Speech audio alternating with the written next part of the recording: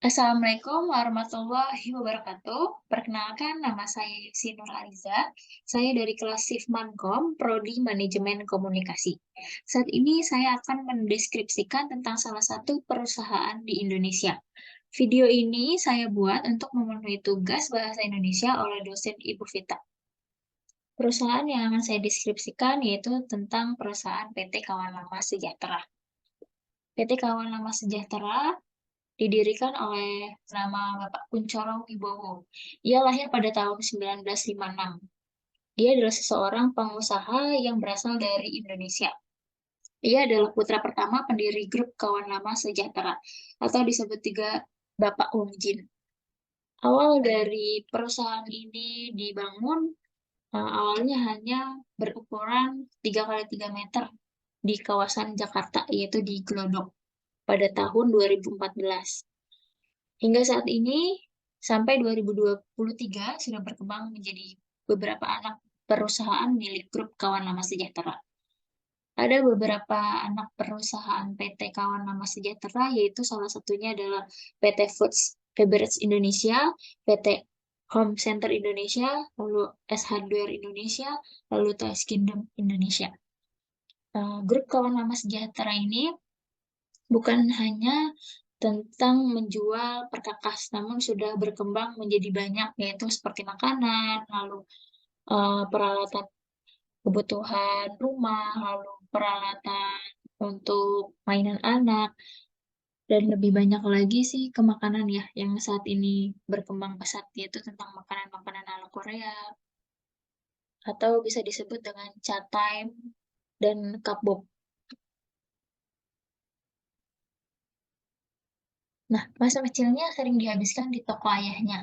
Sepulang sekolah, ia sudah dilatih untuk membantu ayahnya berjualan di toko. Kegiatannya ini sering diselingi dengan les bahasa Inggris dan Mandarin. Ia baru pulang ke rumah setelah toko tutup pada pukul 5 sore. Ketika remaja, ia sudah sering berkeliling ke luar negeri, berinteraksi dengan para pemasok barang-barang perkakas tokonya dari luar negeri.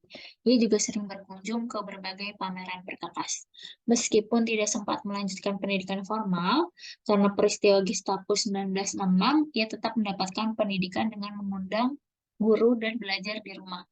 Berbeda dengan adik-adiknya yang setelah peristiwa Gestapo, mereka melanjutkan sekolah di luar negeri, sedangkan ia tetap di Indonesia dan meneruskan bisnis ayahnya. Hal ini berlanjut hingga ayahnya meninggal pada tahun 1981. Jadi Bapak Kunchoro ini adalah anak pertama dari pemilik utama PT Kawan Lama Sejahtera. Yang awalnya ia hanya Bapak Wong Jin itu hanya memiliki toko selebar 3 kali 3 meter di kawasan Glodok. Lalu hingga saat ini 2023 sudah memiliki banyak anak perusahaan. Dan setelah Bapak Wong Jin meninggal, eh, akhirnya anak pertamanya yaitu Bapak Kunchoro melanjutkan bisnis ini hingga sampai saat ini. Nah, PT Kawan Lama Sejahtera ini perusahaan yang menyediakan peralatan industri untuk tempat lokasi kantor pusatnya itu ada di Meruya, Kembangan, Jakarta Barat. Perusahaan ini menyediakan berbagai macam peralatan industri, mulai dari alat rumah tangga sampai alat-alat bengkel. Selain di bidang peralatan industri, Kawan Lama Sejahtera memiliki perusahaan di bidang lain, yaitu foods and beverage. Nah, bisa kita lihat di sini ada pelangnya. Kawan Lama retail itu ada S Hardware. S Hardware itu menjual berbagai perkakas ya, tentang macam-macam peralatan industri atau kebutuhan rumah tangga. Lalu ada Informa. Hampir sama penjualannya itu tentang perkakas rumah tangga, tapi dia lebih detailnya untuk isian dari rumah tersebut ya, seperti sofa, terus spring bed, lampu, bisa disebut dengan isian dari rumah. Lalu ada Toys Kingdom. Toys Kingdom di situ ia menjual tentang berbagai macam mainan anak. Lalu ada di sini ada Informa elektronik juga. Lalu ada Chatime. Nah, Chatime itu tentu saja banyak yang sudah tahu ya.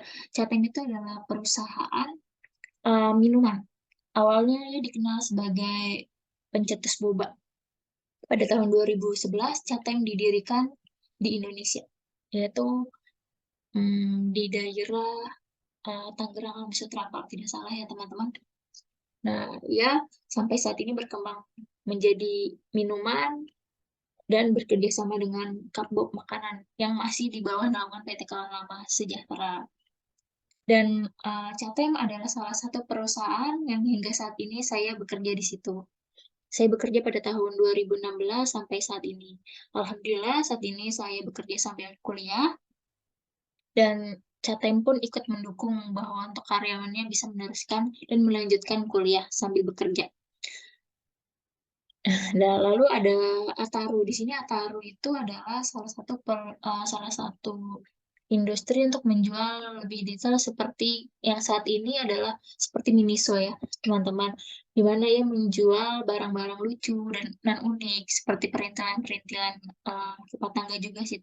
Cuma untuk yang lucu-lucunya seperti itu, teman-teman, atau kebutuhan sehari-hari deh. Dia juga menjual tas, topi, lebih ke fashionnya ya. Lalu ada banyak lagi. Nah, untuk selanjutnya di sini akan saya menjelaskan dari tahun ke tahun tentang PT Kawan Lama Group. Pada tahun 1955, Kawan Lama Group ini memulai bisnis dengan membuka sebuah toko perkakas yang tadi saya jelaskan ya.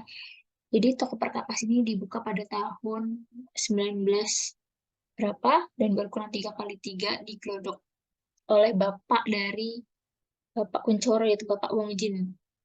Nah, pada tahun 1968, penerapan manajemen modern oleh Bapak Kuncoro bersaudara sebagai generasi kedua dari kawan lama.